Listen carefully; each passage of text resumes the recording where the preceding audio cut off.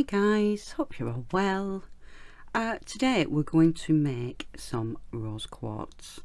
I've been asked to do this quite a number of times, and a lady commented in I think it was my last video saying that I have mentioned it a few times but I've never made it, so I thought I would just share my way of doing it with you guys.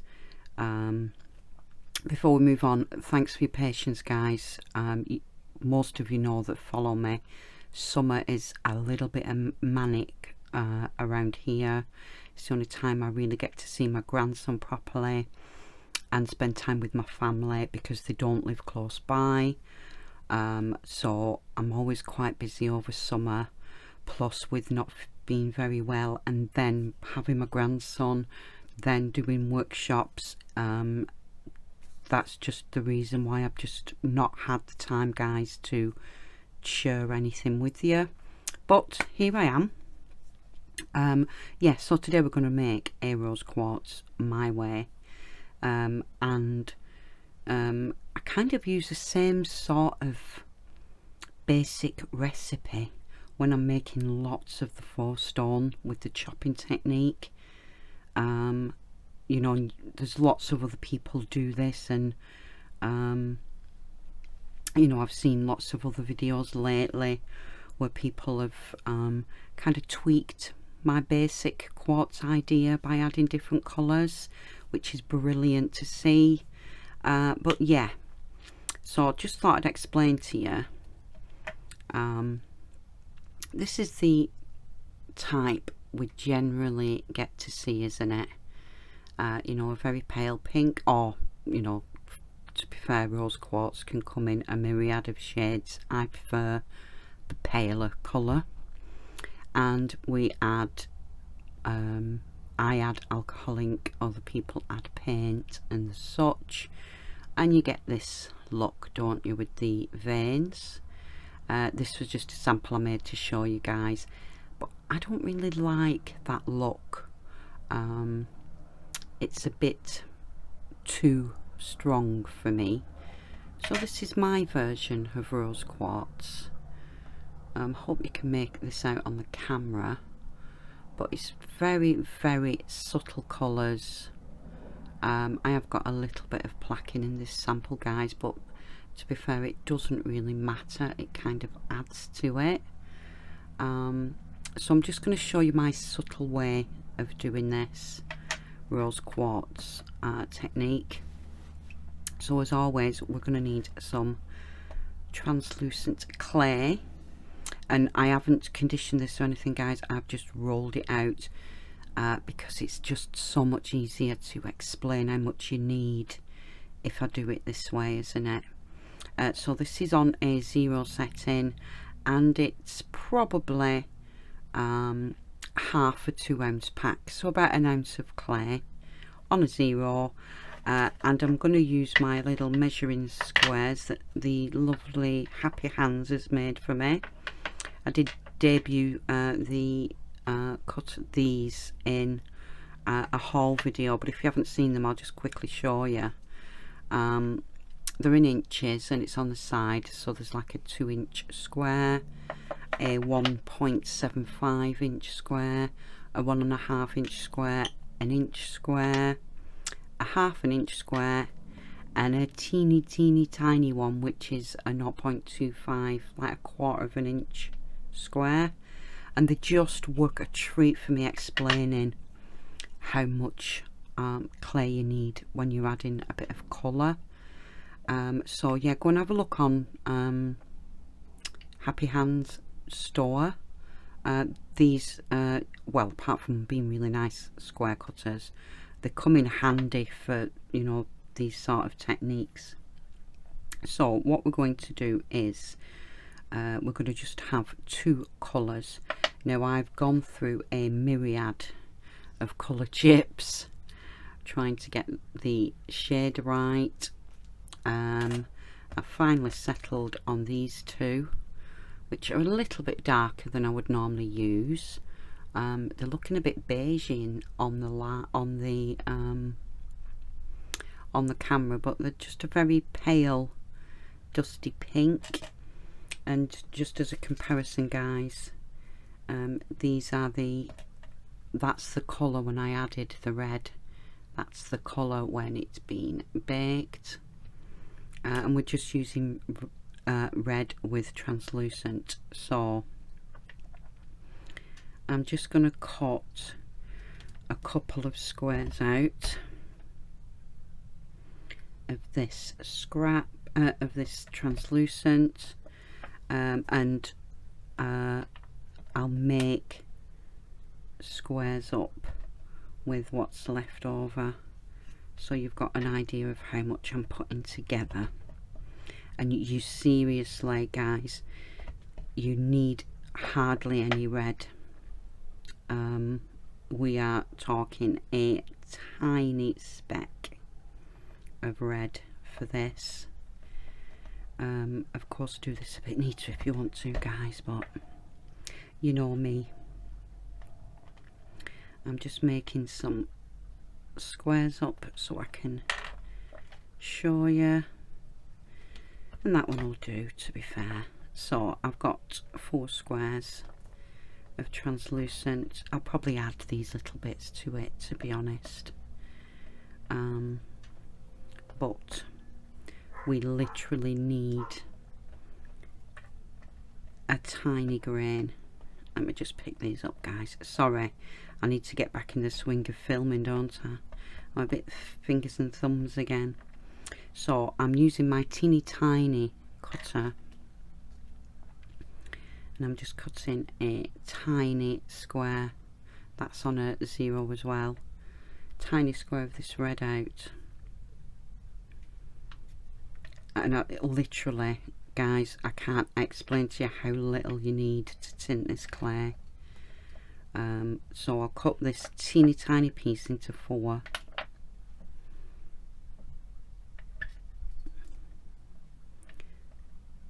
Then I'm going to cut it again. So that's an 1/8, isn't it? An 1/8. It's just a grain. It's like a grain of rice. It's nothing. And we're going to put that with 2 squares of translucent. And then we're going to cut one of those 8s again into another teeny tiny piece, and we're going to put that with those 2 squares, and we're going to go and condition them. Just put the, I mean, you've just seen it's like an 1/8 and a 1/16. It is nothing. Just you just want just a subtle hint, and you can do it brighter, guys. That, you know, there is brighter colours out there of rose quartz, but I just want it looking really, really pale and washed out looking. So that's what I'm doing. So I'm going to go and condition these, and I'm going to condition them properly as well. You know, giving my little stretch. A little bit of placking won't really matter for this, guys, but we want to make sure we've got a good translucency, don't we? So just while I remember, you're going to need a little bit of white alcohol ink. I've got the Pinata brand here. A tiny, now I don't usually put mica in my stones because it's, you know, most quartz, it's not naturally occurring, but I think it just adds a little bit of something if you put a tiny bit of white mica in. It just helps just a tiny bit, so it's not, you know, not a true rose quartz in the, you know, the purest sense, but it does, you can barely see the sheen in it, but it just helps to define our little crackles and things. And just a bit of isopropyl alcohol to water down our alcohol ink, So I'll go and get these 2 pieces conditioned, guys, and then we're just going to chop them up, mix them up, and do our usual. So I'll see you in a sec. Okay guys, here's my 2 pieces. You probably can't tell much of a difference on the camera. If I just hold a piece of white paper up, just a very, very subtle pink colour, which obviously will go paler when we bake it. And to be honest, my 2 test pieces are even darker, so this will be even paler than these 2 pieces. For me, paler the better. So I'm just going to cut these 2 in half and stack them on top of each other, as I usually do, just to give myself a bit of depth for when I'm chopping my pieces. Now, if it's really warm where you are, guys, you might want to pop your clay in the fridge for a little bit. I'll just put 1 piece to one side for now. It's quite cool in the UK at the minute, but I know some places, especially around Europe and the States and Australia, it's a bit hot. So yeah, if you're struggling, just pop it in the fridge for a little bit to cool down. Right, so I've got Perfect Pearls Confetti White, and as I said, guys, we're not putting a great deal of this on, just a smidge, and it helps the bits not to stick, but it also adds a little bit of something. And we are literally putting a smidge on, barely a coating.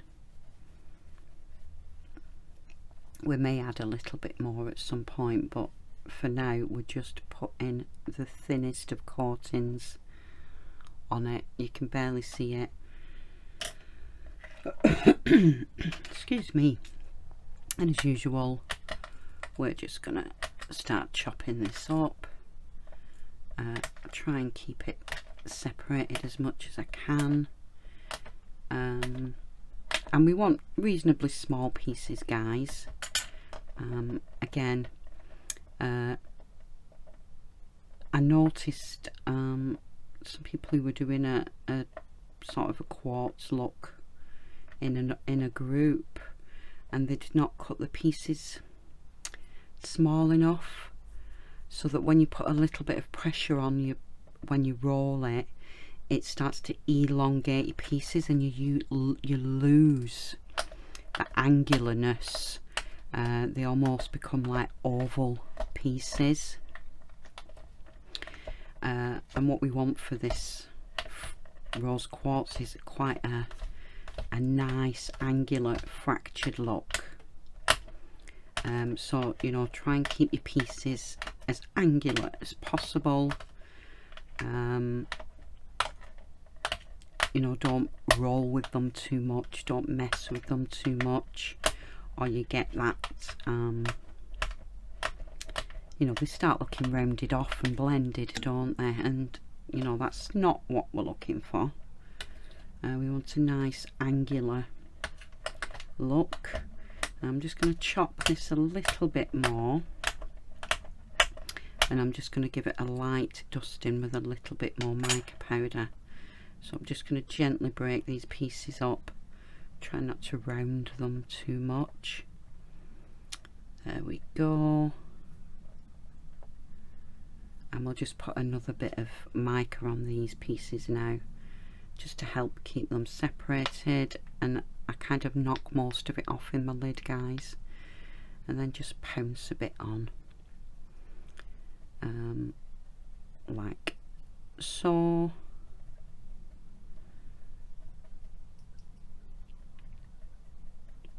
And you've probably, if you've seen quite a few of my videos, guys, this is one of my go-to methods for any type of quartz like or similar. You know, take 2 colours, chop them up. Sometimes we round them off like in the coral video. Sometimes we keep them, oh, got a bit of a brush hair there.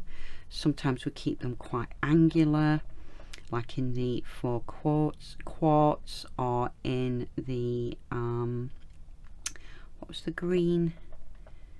I did a green veined stone, didn't I? I've forgotten the name of it now. It was with the jade video, so we did the same thing and made 2 different stones, just by treating our pile a little bit differently. But you know, this is a go-to for many people, isn't it? It's just like a basic recipe that you can tweak along the way, and do it in any colours you so wish. It's just a no-fail technique, isn't it? That lots of, like I say, lots and lots of people have done. And I know there's a couple of rose quartz videos out there, guys, but you know, if people are asking to see my version, then you know, I'm happy to oblige, because I do it a little bit differently. I'm a bit of the less is more, aren't I? With some of the effects. And as I've said, some of the purists will probably be turning in the graves, because I've added a touch of mica. But I really do think for this rose quartz that it really does help the look. And we're using the tiniest amount. I wouldn't normally use mica in my faux stone, but for this one, oh, I've not dusted it. For this one, it just adds a bit of something. So I'll just give this a light dusting. And I hope you've all been well while I've been having a little break. Been having lots of fun with my grandson, and it's been nice catching up with my family and my son and daughter-in-law too. You know, Dexter was here for 10 days, so we've had some really good fun times and things together, which has been lovely, especially with all this COVID. It's made it even harder, hasn't it, for us to see our loved ones. So it's been really lovely to just have that special one-on-one time with him. And again, just keeping these pieces quite angular, and some bigger and some smaller pieces. And then once I've got them of a certain size, oh, I'll just get them off my blade. I'll just spread them out a little bit and give them another dusting to give them a light coating of mica. And as I've said, guys, it is a light coating. There's barely a dusting on this. I'm not thickly pouring it on. It's just when we put the alcohol ink and alcohol on in a moment, it just thins the mica out again. You just get this lovely touch of a twinkle. It's really nice effect. Subtle, very subtle. I'm just going to try and break some of these bigger pieces up and give it a tumble. And of course the mica really does help it not to stick, guys, which is another reason. Oh, and while I remember, if you're not using red clay for this, you could use a little bit of alcohol ink. You could even use, I know I've used it in the past, There's a Fimo Effects Rose Quartz, which is a lovely colour if you've some of that in your stash, but I would suggest you make a little test chip of your colours, just to make sure that, you know, just mix 2 little pieces together, and it just makes sure then, guys, that you've got the shades you want, because there is nothing worse is there than mixing a big batch and, you know, your colours being really off. But if you just mix yourself a little test chip, then you can save yourself that heartache, can't you? Okay, I don't want to mess with them too much because they're getting a bit rounded. So I'm just going to pop these to one side, let them cool off a little bit, just spread them out a little bit. Same with my others, just spread them out a little bit before we mix them. I'll clean some of this mica up and tidy up a little bit, and then we'll come and add the alcohol ink and the alcohol, and we'll make our block. Okay guys, I'll just let this sit and I'll see you in a minute. Okay guys, my bits have rested now. I'm just going to tip them off my little laminated sheet. My friend made these for me, aren't they fab?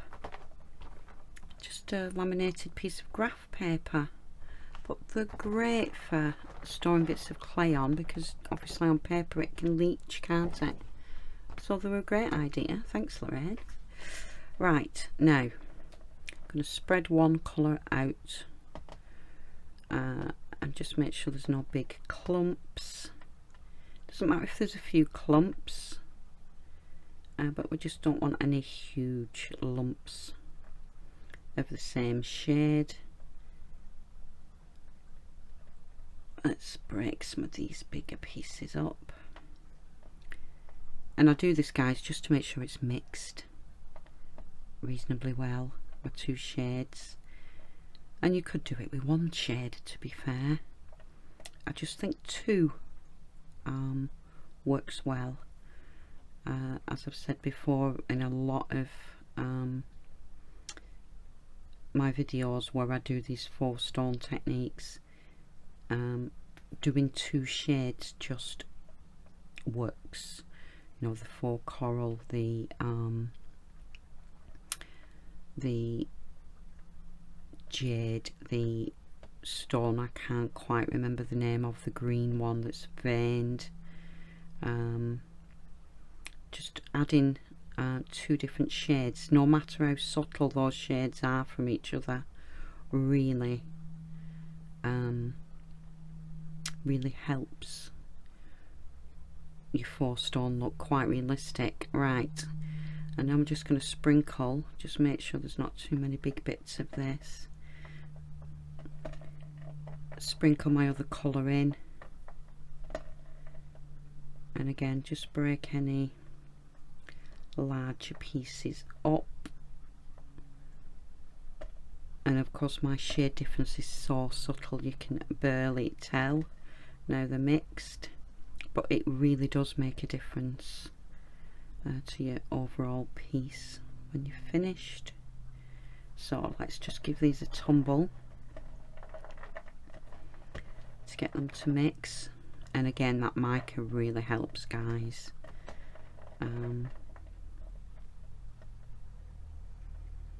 And if you're using, you could use some watered down, very much watered down acrylic paint. You know, I don't like to use acrylic paint in my clay, guys, but you could use some watered down acrylic paint if you so wished, very watered down. So right, here's just give this a stir up because sometimes the pigments settle. I'm going to put 3 drops, 1, 2, 3. Oh, that was 3.5 really, no more. we really want just a very subtle coating, and I'm adding 3 bits of alcohol to water that down, and then I'm just going to tumble this in. As I've said, a very, very subtle veining, crackle. It's barely noticeable, but the mica and that, just that little bit of white alcohol ink, just add to it. And you can see it is really subtle. You can just see a bit of it on my fingers, guys. And I'm just making sure, without rounding my pieces too much, that that's picked that ink up. And again, I'll just bring my little sheet in and just pop these pieces on there, spread them out a little bit just to air dry the alcohol. So I'll just pop this to one side, guys, and I'll have a little clean up, just like that alcohol evaporate, and I'll be back in a sec. Okay guys, this is now aired off, and what we're going to do, oh, I've got a cat hair in there, Doris has been at it again. We want to bring this together, but we want to be careful that we're not what's the word I'm looking for, we're not over blending it. So we want to bring it together, but we want to try and keep our form of pieces. Does that make sense? I don't want you just going in and really squishing. Just want you to just be putting some firm pressure on. And I've got another bit of a cat hair just to get it together, reduce that air out, but without overly blending the pieces, you know. So don't go in really heavy handed, just firm pressure to just get those pieces to come together. So you should still see the shape in your clay, and you may get a couple of little divots when you slice into this, guys. It can be rolled or smoothed, don't worry about it at the minute. Just get your block consolidated so that you're happy, and as I always do, I'm going to clean my block up now with a wet wipe and a bit of alcohol, because I want to remove the excess mica and alcohol ink from my outside surfaces, because who wants to sand all that off for 20 minutes? Not me. So if it's cleaned off now, it just helps at a later date, doesn't it, to get that excess off. Okay, and what I'm going to do is just let this chill out a minute. And the colour difference in mine is extremely subtle. You guys are probably not even going to be able to make it out. So I'm just going to let that rest. Especially with the alcohol that's in there and stuff. I'll just let this rest for about 10 minutes, guys, and then we'll come back and we'll make some pieces. See you in a minute. Okay guys, this has rested a little. I'm just going to use a mould, and I'm going to use one of my really, it's actually, I bought these for Dexter to play with, then he wouldn't wreck mine. but it's a really lovely heart shape. And I have got some lovely heart shaped cutters somewhere, but I'm still half unpacked from doing my workshop, so I'm sorry about the state of this little cutter. And these are new ones I got, guys, from Yaroslav Molds. I just thought I'd use this one today. It's just a nice shape. Okay, so let's cut a nice piece off for the mold. And again, we're not going to see much of this, guys, until it's baked. You can just see a little bit of the mica, but it is very subtle. And if you like it, you like this technique, but you do prefer a stronger vein, just use a little bit more alcohol ink. As I've said previously, I prefer it a bit more subtle, and I'm just going to form this a little bit before I put it in my mould, because I don't want to overstretch my pieces. As I've said before, you start, you know, going at it with your roller, you start to elongate and lose your matrix, if that's the right word. And I am going to give this a good press, because I did notice there was a little air bubble, and I've overfilled as usual. Okay, where's my roller? I'll just give that a little roll to make sure it's firmed down. And I have got a sharper blade somewhere. I did get my blades out. I'll just get this sharp blade and take this top off.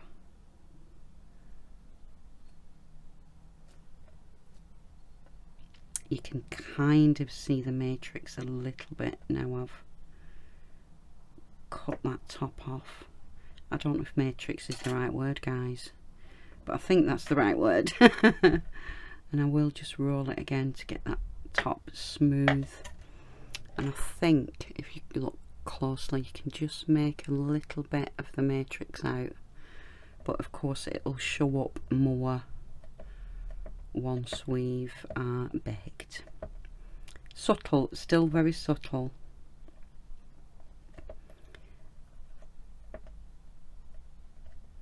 I'm just smoothing those edges over. I'm just going to let that sit in the mould while we do this. Now for this, I'm probably going to need 2 pieces of this. And I've showed you these before, guys. You know, I normally use lolly sticks.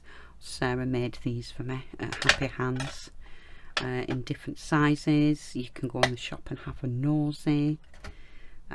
She's really getting some stock built up now of different pieces. Of course, she's a new start, and I do love to support the small businesses, and Sarah's been amazing with some of the things and she's got together. I'm just going to pop those 2 edges together and just give it a press and a smooth. Give it a little roll. As I've said, I don't want to overstretch. I think what I might do is cut a piece off and pop it on the bottom.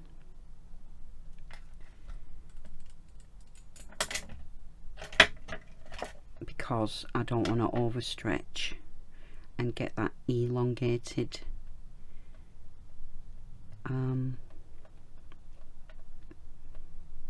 let's just close that hole up. Yeah, I don't want to overstretch my, I'm going to keep saying matrix even if it's not the right word, guys. I don't want to overstretch it and it end up looking I'm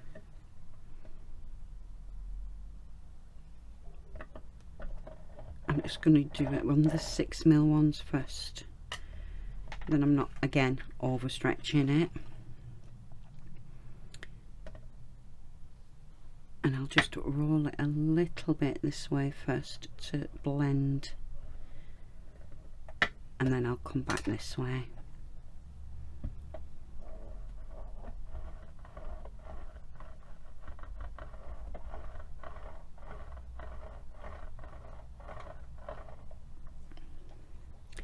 And I'm just gonna push it together a little bit just to make sure that I've got rid of that seam, and then I'll roll again.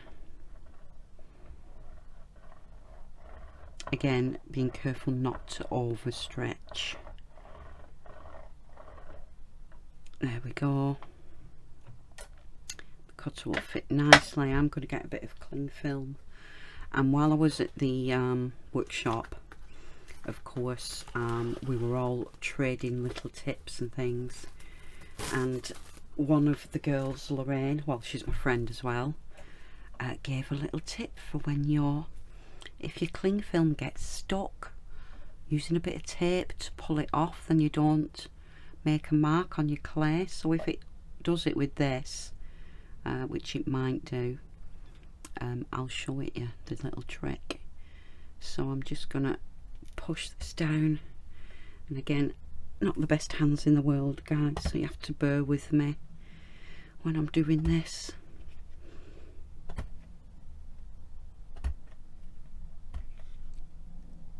And I don't think I've broke the cling film. I'm just going to give it a little wiggle, but we'll soon see. Oh yeah, I did break it. Now I can show you the little trick. You just get a little bit of tape. Let me get some off my roll, it's easier. A little bit of sticky tape, pop it down on the cling film, and it pulls the cling film off.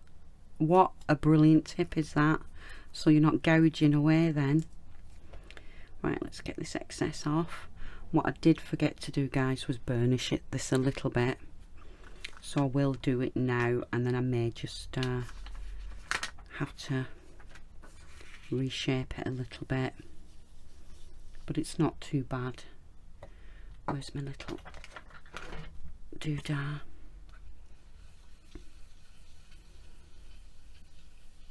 I'll just give it a little burnish. I'm not putting hardly any pressure on. I'm just smoothing that surface, and I'll just go around with my finger just in case any of those edges got a little ripple with the cling film, which does happen, doesn't it? Just smooth that round and just go over again. And I'll probably dome this, guys, just to give it a little bit more vavavoom again. I don't know if you've ever noticed, but certain stones tend to be cut certain ways, don't they, in certain shapes. It's like a signature shape, and you see lots of rose quartz hearts, don't you? Which is why I decided I'd do a heart with this one. Let's get this picked up. Just a few crumbs around the edge due to that kiddie cutter that I used. Let's just get them wiped off. It's not too bad. Nothing I couldn't catch with a nail file later, but let's get it as clean as we can before it goes in there.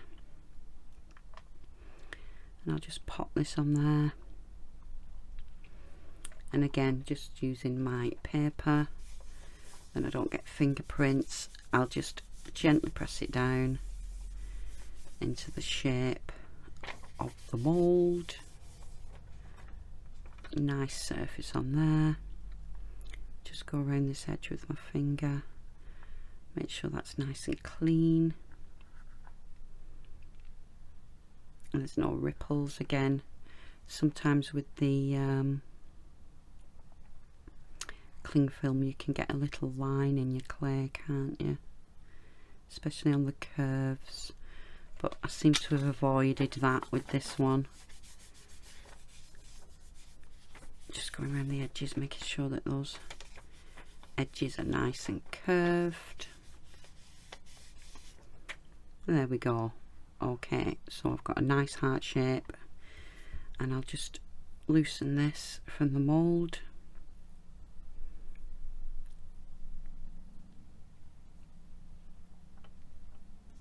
There we go. And I have got, can you see where I had that little bubble?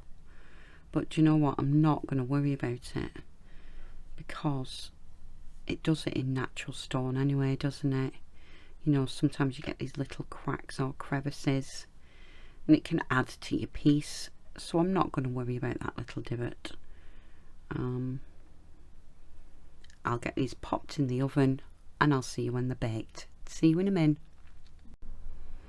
Hi guys, okay, we're baked. Now these have come out a little bit more pink than I personally would like. They still look good, but I just wanted to show you these before I sand them, then you can see. I've got a pretty decent finish on them already. I just need to buff them up with the Dremel. But oh, it's slippery.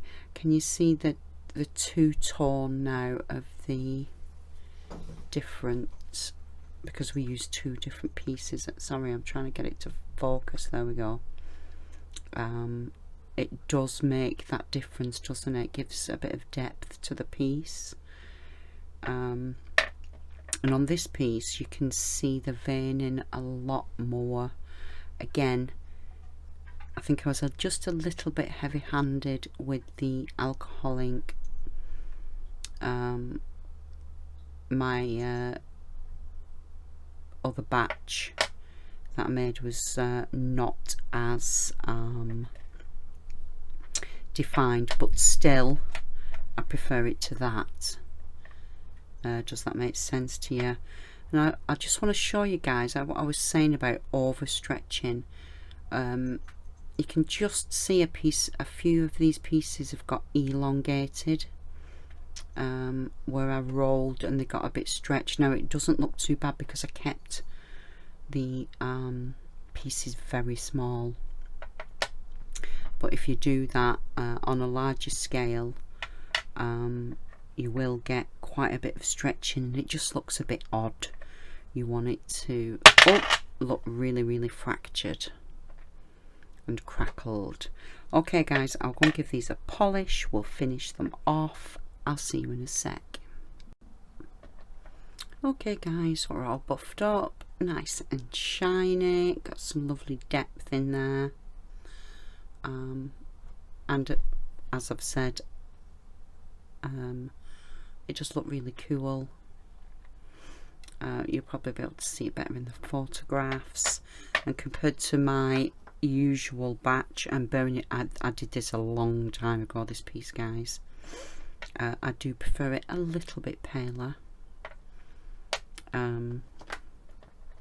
but that's my take on doing for rose quartz. Again, I'd prefer it to be a little bit paler, but you guys, you know, do what you want to do. I would say do not forget to make yourself a couple of little test chips, especially when you're doing very pale colours like this. But yeah, there we go guys. I'm not going to do anything with these, as I've just said. I'll take some nice photos, and I will see you all in the next video. Bye guys.